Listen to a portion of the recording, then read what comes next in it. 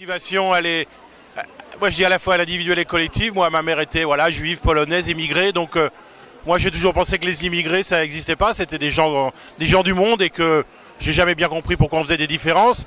Motivation profonde, elle remonte à 1945 et le massacre du Constantinois en Algérie le 8 mai 1945.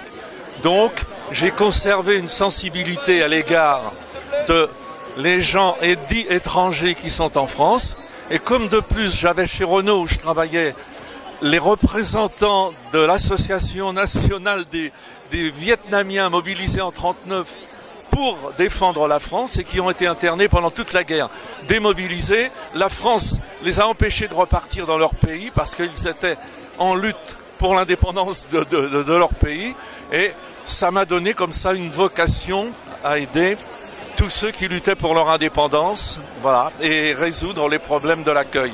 À ma retraite, j'ai trouvé qu'il fallait continuer quelque chose, puisque j'avais du temps, et que nous faisons un travail au quotidien, les uns et les autres, qui consiste tout simplement à écouter les gens et à essayer de comprendre comment les aider dans ce maquis invraisemblable, constitué par ces lois, ces directives, ces circulaires, qui sont tellement invraisemblables, peut-être à dessein, parce que ça permet, à mon avis, tous les arbitraires. En tant qu'ancien syndicaliste, j'ai aussi la vocation à défendre les droits des immigrés en situation régulière, qui sont en général souvent spoliés pour leur faire valoir leurs droits en matière de retraite, etc. Voilà. Les Italiens, les Polonais, les Bretons, les Portugais, et puis aujourd'hui beaucoup de gens du Maghreb.